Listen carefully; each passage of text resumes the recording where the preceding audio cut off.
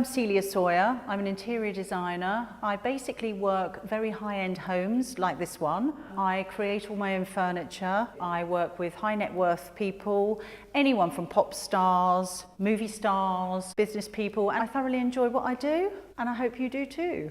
Welcome to Richtopia, Celia. Thank you, Darren. Thank you very much for inviting me. You're welcome, it's nice to meet you. And you? So let's get straight to the questions. Okay. Who inspires you the most? Well, that's a good question, but it's not one person. Obviously if I see business people that are doing really well, I'm inspired. Equally, if I see a working mother who started a business or anyone who sort of works for someone that works particularly hard, I feel inspired. So it's all really about the person and the amount of hard work they put into something as opposed to what they really do.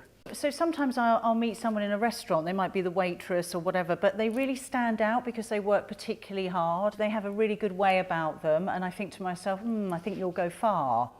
People like that. Or, for instance, there are people, that you meet that have come from a very poor background. It's not the environment they're in, it's just the people that I've met throughout life, and I think they are something that I always think, great, I think that is inspirational. I think, you don't necessarily be brought up with a comfortable lifestyle to do well. You can be doing anything. And, I know lots of working mums that are doing really well, and they have small businesses. They don't necessarily make loads of money, but they're very happy. And that's another important thing, to remember about business, isn't it? You've got to enjoy it. What does being an entrepreneur mean to you? I don't call myself one, but I think it's about being hardworking, honest and enjoying what you do, and not really stopping, just keep striving for the next goal, because I think you need to be ambitious if you call yourself an entrepreneur. How do you give yourself the fuel, the ambition? A lot of it is from reading lots of books, actually. I love reading, the old-fashioned way where I open a book and not online. Yeah, I like that. It's good to read the actual physical books. It is, isn't it? And do you like reading books as well? Yeah, I've read lots. At one point I read 300 books in 300 days, so I was going through a whole book a day. Wow, that is a lot. But that's actually really clever, because I know that I went to see someone called Anthony Robbins, who you probably heard of, and he used to read book after book after book after book, and I thought, that's interesting, because then you can cram a lot of information in a short space of time. So I started doing a similar thing, and so when I was on holiday, for instance, I would open a book, but it would be about someone who was, in business doing well, or a life story where they were very inspirational. I'd much prefer to sit and read something like that than lay on the beach and read something that was, a story made up. I'm just one of those people, I always think you should be moving forward. That helps me strive forward. What are some of the top books that you recommend to our viewers? Well, I like books like Jonathan Livingston Seagull, which is a very sweet little book, very small. I don't know if you've read it, but it's about this seagull that's trying to fly higher than everyone else. And of course, there's a message in that, very clear message. And I always try and encourage young people, because I do a lot of mentoring at schools, and I try and encourage young people, keep reading books, read books about, because they always ask you questions that you think are so obvious, but they're not obvious to other people, the answers. So they might say, what made you start your business? And I don't really know what made me start it. I just thought, I'm going to try something different now. And so I started a business I knew nothing about, which is always fun. In more ways than one, it can go, it's a bit scary, but it can go really excitingly well. And I think, if you read other people's stories, you see a familiarity along the way, that a lot of people have done exactly the same things as you and how it's worked out for them. So it's important to keep doing that. If you could go back by 10 years, what business advice would you give yourself? Well, I think I'm doing all right, actually. As in, if I go back 10 years, I'd still be saying the same things that I say to myself now, which would be work really hard. I suppose one thing is, perhaps I've got used to now all the stumbling blocks along the way. I tell myself that there will be stumbling blocks along the way, because obviously I now know that. A lot of people give up when they hit something like that. And I mean, I don't know about you, but when you start a business sometimes, it takes a long time, and then you suddenly get something good coming back from, all your efforts. And then what happens is you suddenly hit a bit of a rock again, and you think, oh no. And that's often when people give up. So I would say, don't give up, keep going. You're going to get through those stumbling blocks, and just keep going through them. Could you give us examples? Well, I think, for instance, you start something. I started a photography business a while ago, which was basically getting work for photographers. Now, I didn't know anything about it. So I thought, well, I'll give it a go because, I'm quite smart and I can go out and I can talk to people in advertising agencies. And I've got a good eye for photography. So I picked some good photographers, I felt. Went traipsing around with these cases for 6 months. Phone didn't ring. I was thinking, oh no. Anyway, eventually it ran. Got a big campaign with Saatchi's. And from there I thought, this is it, it's all going to go away. And it did for a while. But then all of a sudden things got tough again and we were competing against a lot of people and we weren't winning the same amount of work. And I thought, is that it, And you ask yourself that question, do I need to change the way I'm working with this business? Or is it me? Is it them? Is it what? Have I made a mistake? Judging yourself again. Those are the sort of stumbling blocks. You've got to think, no, hang on, don't be silly, be sensible, always hit things. There's always things that come up in your way and you've just got to keep going. And it's just perseverance, I think, in the end that gets you through. How have you gone about growing your client base and what would you recommend to our viewers to do the same? All my clients have come from the fact that I've worked for other people that have then recommended me. Providing you're working really hard to your budget on time and you don't let people down, then you will go forward and build more clients. That is what happens, basically. It's one of those natural things that carries on if you don't mess up. So I make sure that I'm very, very professional and work very hard for people because they're paying me a lot of money to do what I do. There has to be trust in that and they have to trust that you're not going to let them down and then you will build more clients. It's as simple as that. If you were Prime Minister for one day, what things would you change? Well, I tell you one thing I find really hard, because I didn't do very well at school, so I'm not the sharpest tool in the box when it comes to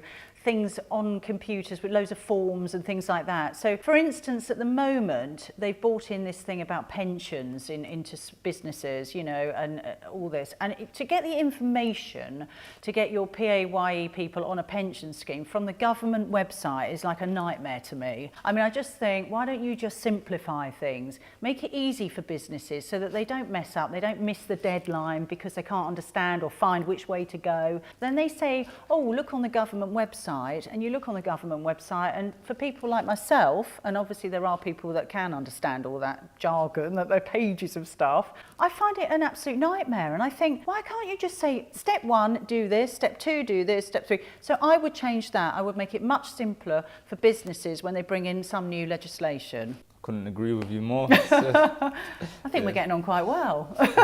If you hadn't decided to be an interior designer, what would you have been? Well, I didn't really decide to be an interior designer. I just wanted to do something that would make me some money. I've done quite a few different things, and this business sort of came from me kind of trying to make money on property, I suppose. So I bought an apartment, added another floor to it eventually when I could afford to, and then designed the interior, and someone saw it and said, can I do theirs? And it kind of went from there. So it wasn't a choice consciously to be an interior designer, but I really think that because I've got quite a creative side, it would probably be something creative. However, I do think that because business is pretty much business and the same elements apply in any business you're in, I think probably I could do pretty much anything.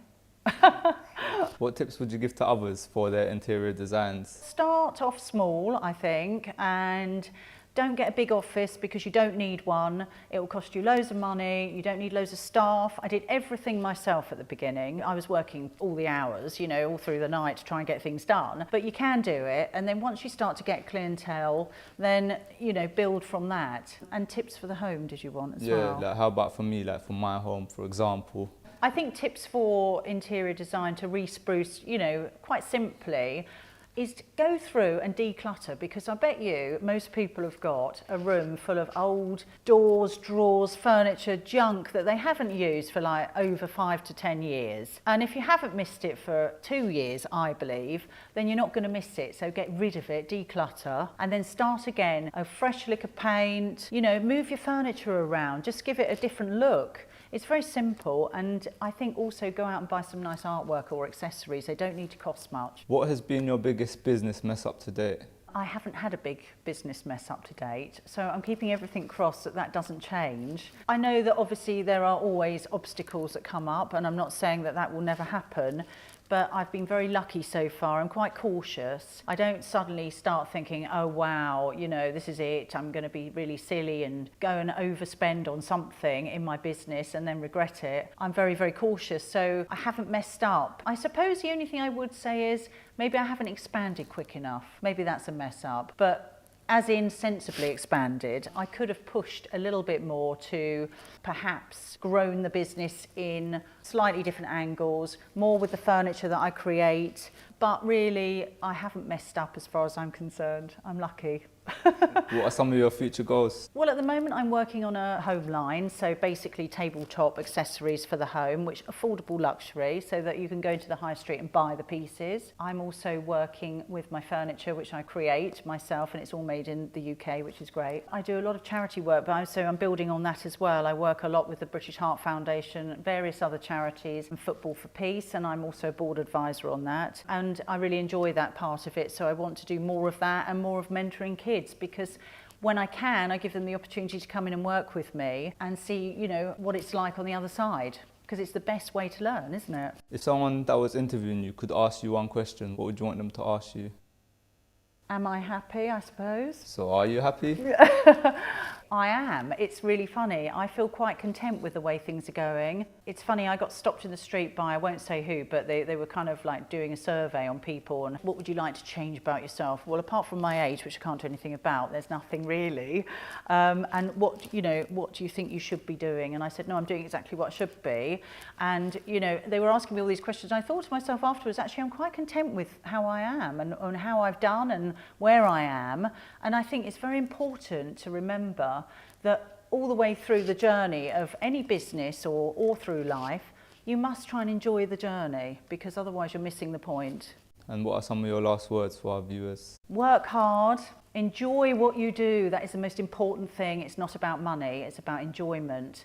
I enjoy a deal, I enjoy creating, I enjoy making money, but if it's not really your thing, just enjoy what you do and just do it well. Thank you, Celia. It was great speaking with you. Pleasure, and you. So I created pretty much all the furniture that you see here. The coffee table was drawn on a napkin in a restaurant, and you know, I needed something to fill a very big space. So I basically drew it with a floating leg so that you don't see the base of it hitting the floor, basically. That's all that means, nothing technical. And the sideboard here, which I made out of mirror with a fabric front door, and I had these handles specially made. So they're rather nice. And this was also designed on the back of a napkin while I was sitting at Pizza Express with my children, in fact. Oh, wow. I needed something to fill a space, and I thought I just had this idea and it came over me while I was sat there. So I quickly sketched it out, and this is the creation that came out of it. And there's a couple in the hallway here, which I think we should look at because they were inspired by the outside. These are my creation here, just beveled mirror. Look quite glamorous, but at the same time we've got a bit of nature going on here, which I thought was rather nice. And again, you know, just designed by me, made in the UK. Craftsman made these, actually took real twigs and then made these out of bronze. And then this was all made out of mirror, which worked out really nicely. So I'm very pleased with my furniture. In fact, I made this hallway very, very glitzy because first impressions mean a lot when you're going into a property of this sort of ilk.